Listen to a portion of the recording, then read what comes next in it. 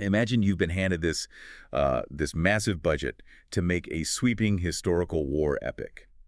Your instinct is probably to show your country's greatest victories. Oh, absolutely. The triumphant moments, the ones that get put into school textbooks or turned into statues in the town square. Exactly, those moments of undisputed glory. Well, today we are taking a look at a piece of cinema that took all of our historical sources and it completely flipped that script. We're exploring a film where a director decided to focus entirely on a nation's most devastating, crushing historical defeats.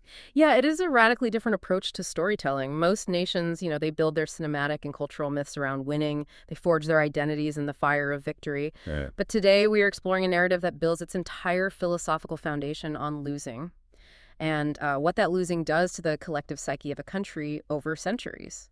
okay, let's unpack this.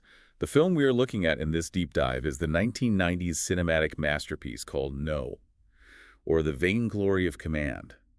And in Portuguese, that translates to known, ou Vangloria de Mondar. Which is such a powerful title right out of the gate. It really is. Before we get into the dense historical weeds, let's lay out the foundational facts from the stack of sources we're looking at today. This film was directed and edited by the legendary Portuguese filmmaker Manuel de Oliveira. Yep.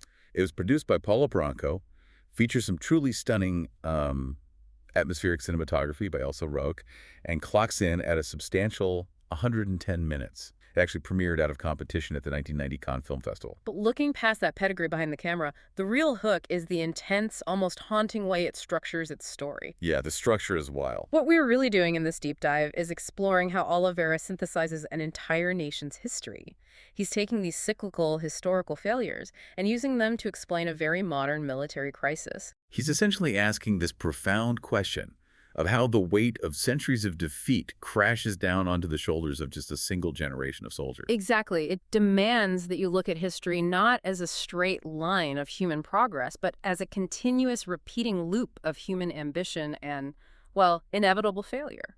To understand that loop, we really have to start where the film starts, which is in a very grim, very muddy present. The year is 1974. It's early April. And the scene opens in an ambiguous African territory. Right. Our notes suggest it could be Portuguese Guinea, Angola, or Mozambique. What we know for certain is that we are right in the thick of the Portuguese colonial war. This was a brutal conflict that ran from 1961 to 1974.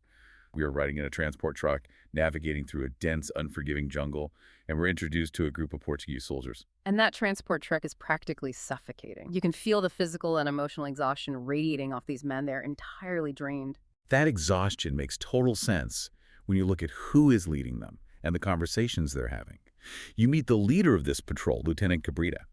Interestingly, he is a former history student, which becomes the linchpin of the whole narrative later on. Yeah, that detail is crucial. You also meet his men, like Corporal Brito and Soldier Manuel. And the mood among them isn't just tired, it's this profound fatalism, total disillusionment. They're heading toward a military base to engage with liberation movement guerrillas, but the soldiers themselves are constantly questioning the entire purpose of their presence in this war. They're essentially asking the void, why are we still here? I know the historical context is crucial for us to understand this. Why were these specific soldiers feeling so incredibly hopeless by 1974? Well, if we connect this to the bigger picture, that profound fatalism isn't just a symptom of being tired and stationed in a hostile jungle environment.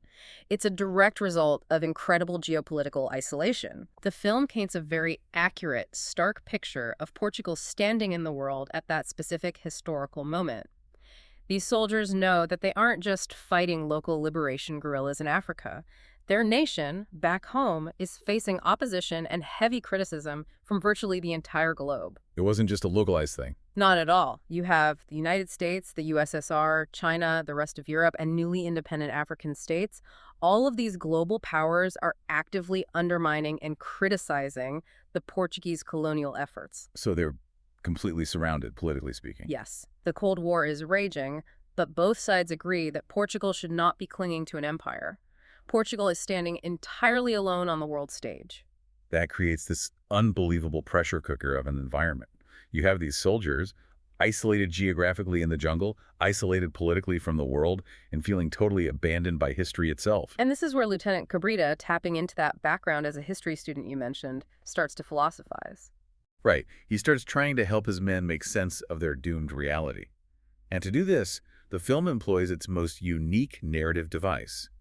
Cabrita starts launching into these vivid historical flashbacks to explain to his men why they are currently sitting in the mud, fighting a losing battle. It serves as a brilliant framing mechanism. Cabrita is reaching back into the deep past to find a vocabulary for the pain and futility they are experiencing in 1974. He's trying to give their suffering context. I noticed in the notes that the casting is highly unusual for these historical flashbacks. The film uses the exact same actors to play the modern soldiers in the 1974 jungle and the warriors in the ancient past. It's a fascinating choice. Yeah. For example, the actor Luis Miguel Sintra plays Lieutenant Cabrita, but he also plays the ancient leader Viriathus, and later a figure named Dom Schwam. You have other actors too, like Diogo Doria, Miguel Guilherme, and Luis Lucas. Exactly. They play these exhausted modern soldiers and then seamlessly transition into the roles of historical warriors in the flashbacks. What is Oliveira trying to say by making that specific theatrical choice? By casting the same faces across centuries, Oliveira creates a powerful visual echo. He's telling you that this isn't just a dry history lesson. This is a recurring national nightmare. Wow. The modern soldier is inextricably linked to the ancient warrior. They are trapped in the exact same cycle, carrying the same burdens. It strips away the illusion that the past is distant or disconnected from the present. Let's dive into that cycle. Cabrita takes his men all the way back to antiquity for the first flashback. We see the struggle of the guerrilla leader Viriathus fighting against the Roman invaders in Lusitania. And for some quick context from our sources, Lusitania was an ancient Roman province that roughly corresponds to modern-day Portugal. Viriathus is portrayed as this incredibly successful guerrilla leader, using the terrain to outsmart the massive Roman military machine. But despite his tactical brilliance, it doesn't end in triumph. No, it doesn't. The tragedy of Viriathus, as the film frames it, isn't simply that he was eventually betrayed and assassinated. It's a fundamental failure of vision. Viriathus misses a crucial opportunity.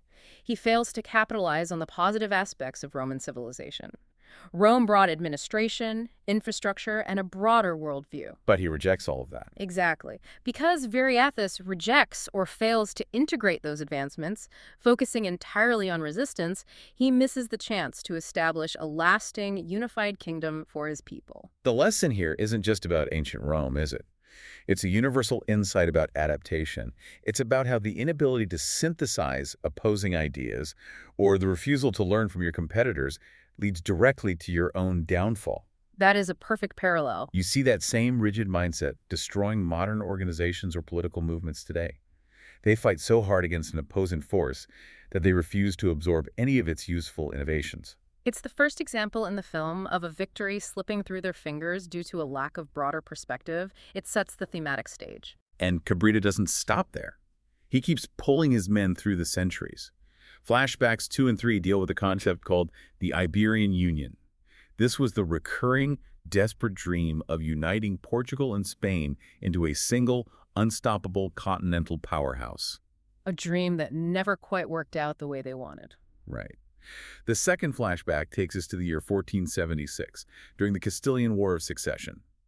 This was a massive dynastic conflict over who would rule the crown of Castile. We see the Portuguese king Afonso suffer a crushing defeat at the Battle of Toro, which violently prevents the unification of the Iberian Peninsula.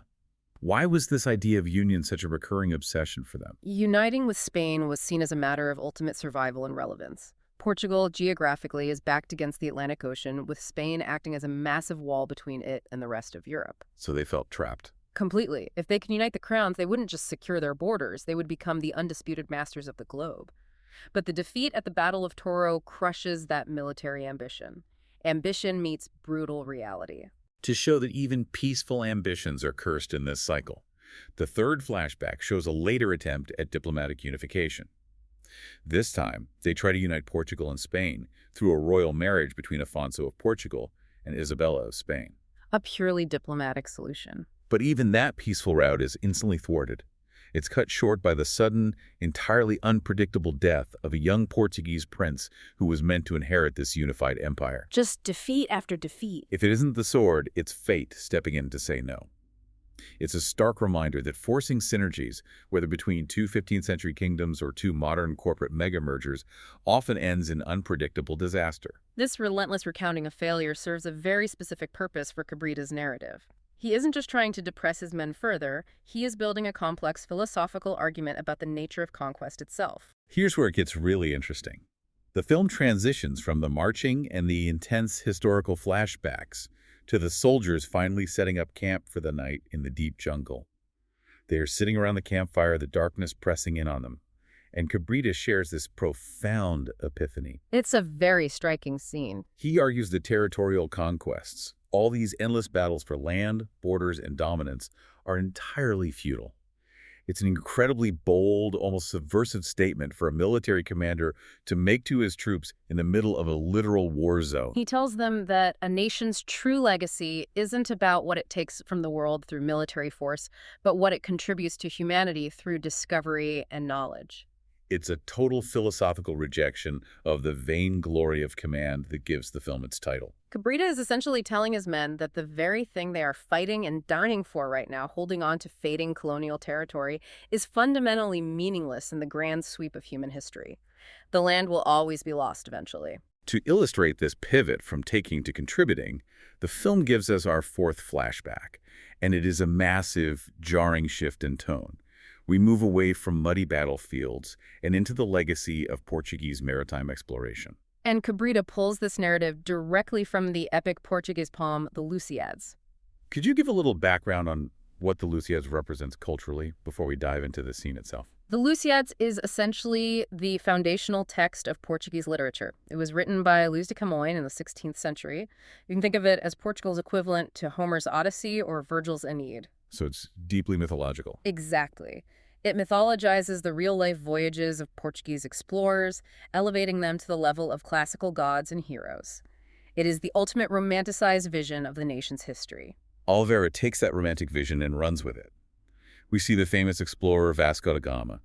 But we don't just see him sailing a wooden ship through rough seas. The film shifts into pure mythology.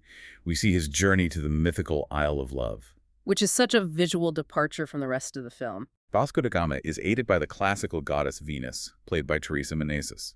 Because of his great deeds of exploration, his contributions to human discovery, mapping the unknown world, he is rewarded by beautiful nymphs on this lush island. And he is then shown the cosmic harmony of the entire world by the goddess Thetis, played by Leonor Silveira.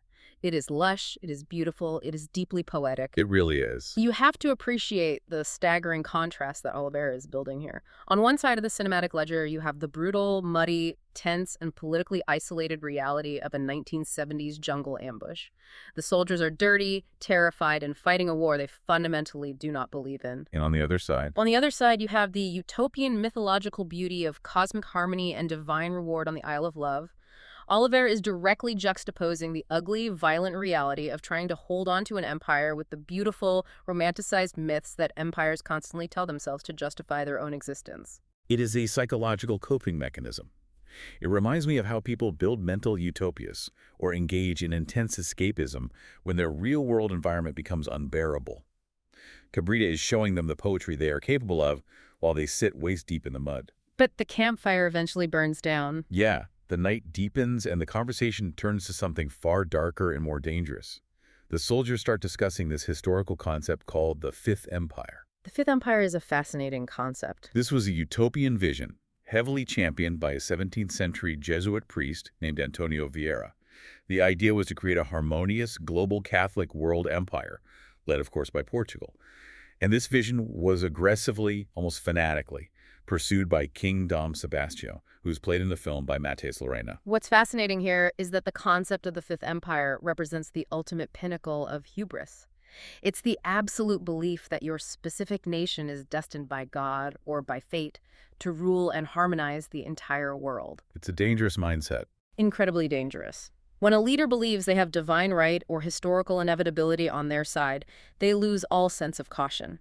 They walk blindly into disaster because they believe failure is cosmically impossible. It's the historical equivalent of a modern startup CEO who completely ignores all market research, burns through all their capital, and alienates their staff because they are absolutely convinced they are a visionary destined to change the world. That's a great analogy. They march their company straight off a cliff because they are blinded by their own internal myth. And marching off a cliff is exactly what happens in the fifth and most catastrophic flashback. Cabrera recounts the ill-fated Battle of Alcácer-Quibir in the year 1578. A truly disastrous moment. Dom Sebastian, chasing this divine Fifth Empire dream, leads an army across the sea into North Africa. But it's not a unified, disciplined force. It's a diverse, incredibly disorganized army of mercenaries and nobles. They march straight into a complete and utter massacre. It's a disaster of epic proportions that wipes out a huge portion of the Portuguese nobility in a single afternoon. And what's fascinating here is the psychological fallout of this specific battle on the broader national consciousness. It was much more than just a devastating military loss. Dom Sebastian, the young king, was killed in the chaos, but his body was never recovered from the battlefield. He just vanished into the dust of the massacre. Precisely. And because there was no body to mourn, there was no finality to the death. Because the trauma was so absolute, Dom Sebastian transformed from a dead king into a ghostly symbol of salvation. Which sparked a whole movement. Yes, this gave birth to a massive, enduring cultural phenomenon known as Sebastianism. It was the mystical belief that the fallen king wasn't really dead, and that he would one day return through the morning fog to save the nation in its darkest hour. It's a profound, tragic form of historical denial. Instead of accepting a devastating defeat, doing the hard work of rebuilding and moving on, the entire culture clung to a ghost. You see echoes of that today in modern cultural phenomena, where massive groups of people refuse to accept a political loss or a societal shift. Instead of facing a painful reality, they cling to wild conspiracies or myths that a savior figure will return to set everything right. It's human nature to choose a comforting ghost over a painful truth. And that specific ghost haunts our soldiers right up until the present moment in the film. Because Oliveira suddenly rips us out of the 16th century and throws us violently back into the reality of 1974. The transition is so abrupt. Morning breaks over the jungle camp. The tense waiting is over. The soldiers are ambushed by the guerrillas they were sent to fight. In the ensuing chaos of the firefight, Lieutenant Cabrides, our narrator, our historian, our philosopher, is seriously wounded. The brutal reality of the colonial war finally catches up to the lofty intellectual discussions of the night before. He's evacuated, airlifted out of the jungle to a military hospital. This is where the film reaches its absolute climax, and Oliveira completely blurs the lines between past and present. They give Cabrera morphine for the agonizing pain, and he slips into this intense, surreal delirium. In his mind, he's no longer lying in a sterile 1970s hospital bed. Right. He imagines himself transported back to that horrific 1578 Battle of Alcácer-Quibir, envisioning himself as the historical figure Dom Juan, wandering through the aftermath of the massacre. The boundaries of time just completely dissolve in this sequence. The cyclical nature of history that Cabrera has been lecturing his men about finally, literally consumes him. It is a haunting, unforgettable sequence. While wandering through this hallucinated corpse-strewn battlefield, Cabrera encounters a wounded knight, played by the great Portuguese actor Rudi Carvalho. His performance here is incredible. It really anchors the scene. This knight delivers a despairing, soul-crushing monologue about the word non, the word no. The knight explains that no symbolizes the ultimate destruction of hope. It's the absolute end of ambition, the final, unyielding wall that human endeavor inevitably crashes against. And then, after delivering this agonizing speech about the futility of it all, the wounded knight kills himself right there on the battlefield. It's so dark. It is the ultimate expression of the film's title. The vainglory of command always, inevitably, meets the word no. It meets the absolute limit of what is militarily and humanly possible. The knight's suicide represents the death of the imperial dream itself. The realization that pushing beyond that no only brings destruction. The imagery gets even more surreal and poetic as Cabrera lies dying in the hospital ward. In his morphine delirium, he sees the spectral figure of Dom Sebastian, the ghost king of the Fifth Empire himself. The visual of this is chilling. The ghost is squeezing a sword so tightly that blood begins to drip from the tip of the blade. It's this incredibly dark, poetic link connecting the massive bloodshed of 1578 directly to Cabrera's own bleeding, broken body in 1974. The past is literally bleeding into the present, soaking into his hospital sheets. A brilliant visual metaphor. So what does this all mean? We have gone from Roman invaders in Lusitania to muddy African jungles to mythological islands of cosmic harmony to bleeding ghosts. How does Oliveira tie this incredibly dense, century-spanning journey together in the end? He ties it together with a stunning piece of historical irony. The film reveals that Cabrita succumbs to his wounds and dies in that hospital bed on a very specific date, April 25th, 1974. The timing of that is incredible. For those who might not be intimately familiar with 20th century European history, April 25th, 1974 is the exact date of the Portuguese Carnation Revolution. The revolution that changed everything. Exactly. This was a largely bloodless military coup organized by exhausted, disillusioned military officers, much like Cabrita and his men, that overthrew the authoritarian regime back in Lisbon. It effectively ended the very colonial war that Cabrita was fighting and dying in. He dies on the exact day that the war itself dies. Yes, the centuries-long cycle of imperial defeat that he was so obsessed with ends precisely as his own life ends. He becomes the final casualty of a vainglory that was expiring on that very day.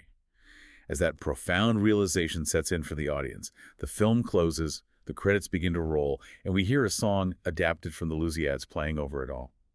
It is a final, melancholic nod to the poetry of a nation that spent centuries chasing after impossible, destructive empires. It's a masterful, deeply emotional ending that perfectly synthesizes the historical macrocosm with the personal microcosm of one soldier's life. As we wrap up this deep dive into our sources, it's worth taking a moment to just sit with what Manuel de Oliveira accomplished here. Yeah. This film is a masterclass in connecting the deep past with the immediate present. Without a doubt. It reminds us that history isn't just a dry list of dates, treaties, and battles that we memorize for high school test. It's a living, breathing cycle of human ambition, blinding hubris, and painful failure. Cabrita and his men weren't just fighting guerrillas in the jungle in 1974. They were fighting the ghosts of Viriathus, the crushed dreams of King Afonso, the delusions of Dom Sebastian. They were fighting the sheer, crushing weight of a history that refused to let go of its own myths. This raises an important question. The film is incredibly impartial in its delivery. It simply lays out the historical facts, the recurring mistakes, and the grim reality of the colonial war without moralizing or preaching to the audience. Which is an impressive feat. But in doing so, it casts a piercing, undeniable look at the absolute futility of holding on to decaying empires and outdated ideas. It forces us to look inward at how historical fatalism, the deeply held belief that we are just playing out the same doomed scripts as our ancestors, shapes the critical decisions we make today.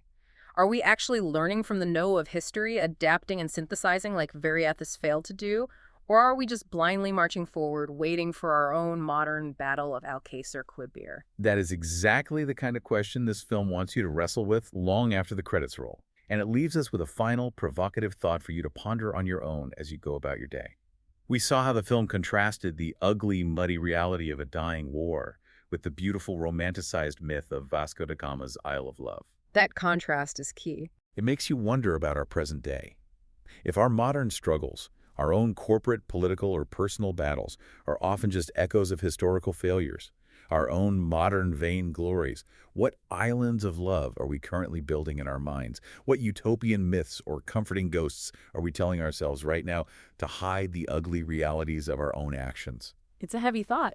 It is a heavy thought, but a necessary one to unpack, and it is exactly why exploring complex cinema like this is so rewarding. Thank you so much for joining us on this journey through time, myth, and the cycles of history.